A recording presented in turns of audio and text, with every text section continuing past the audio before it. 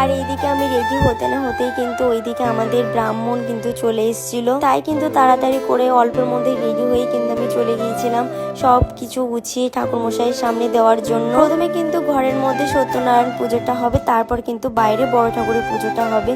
তাই কিন্তু দেখো ঠাকুরমশাইকে সবকিছু কিন্তু এক এক করে গুছিয়ে গুছিয়ে দিচ্ছিলাম। তারপর কিন্তু আমরা সকলে মিলে কিন্তু পুজোর আসরে বসে পড়েছিলাম পুজো করতে। আর অনেকে কিন্তু পাড়া প্রতিবেশীরা উপোস ছিল, তারাও কিন্তু বসে পড়েছিল পুজো করার জন্য। ঠাকুরমশাই কিন্তু পুজো শেষ, তারপর কিন্তু আমরা সকলে মিলে একসাথে অঞ্জলি দিয়ে নিলাম। অঞ্জলি সম্পূর্ণ হওয়ার পর কিন্তু ঠাকুরমশাই ভালো করে আরতি করে নিচ্ছিল। তারপর কিন্তু আমাদের যে মঙ্গল প্রদীপ আছে সেই প্রদীপের কিন্তু শেখার আলো সবাই মাথায় নিয়ে নিচ্ছিল।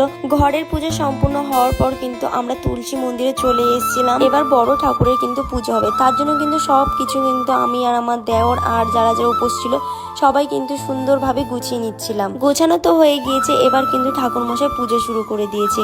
পুজো শুরু করার পর কিন্তু দেখো আমাদের এখানে কিন্তু এখন যজ্ঞ করা হচ্ছে। আর আমাদের বাড়িতে দেখো কত লোক এসছে, সবাই মিলে কিন্তু মন দিয়ে পুজোটা দেখছে। আর জানো তো সকাল থেকে অনেক ভয়ে ছিলাম যে বৃষ্টি এলো বলে, কিন্তু ঠাকুরের কৃপায় কিন্তু বৃষ্টি এখনো আসেনি। তো যাই হোক পুজো সম্পূর্ণ হয়েছে, এটাই আমার কাছে অনেক বড় একটা ব্যাপার। তো এইদিকে দেখো আমাদের কিন্তু যজ্ঞ করা সম্পূর্ণ হয়ে গিয়েছে, এবার কিন্তু আমরা অঞ্জলি দেব। তো অঞ্জলি আমরা দিয়ে নিলাম, তারপর কিন্তু ঠাকুরকে প্রণাম করে নিলাম। আর এইদিকে কিন্তু আমার দেওর সবাইকে আলোর শিখা দিচ্ছিল।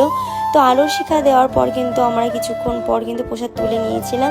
তারপর কিন্তু এইদিকে দেখো যারা বড়রা থাকে তারা কিন্তু যে ঠাকুরের মেন প্রসাদ সিন্নি হয়, তো সেটা কিন্তু সুন্দর করে মেখে নিচ্ছিল। হঠাৎ করে কি জোরে বৃষ্টি শুরু হয়ে গিয়েছে, দেখো এইদিকে সবাইকে প্রসাদ দেওয়া হচ্ছে আর এইদিকে কি প্রচন্ড পরিমাণে বৃষ্টি হচ্ছে।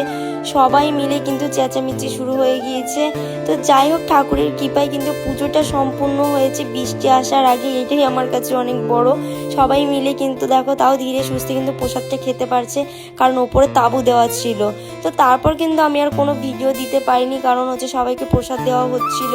তারপর কিন্তু সব কিছু গুছিয়ে স্নান করে আমি কিন্তু ড্রেস চেঞ্জ করে রান্নাঘরে চলে এসেছিলাম, যেহেতু রাতের খাবার বানাতে হবে মায়ের সাথে, কারণ সবাই মিলে কিন্তু উপোস ছিলাম, তাই কিন্তু মায়ের সাথে কাজ করতে হবে।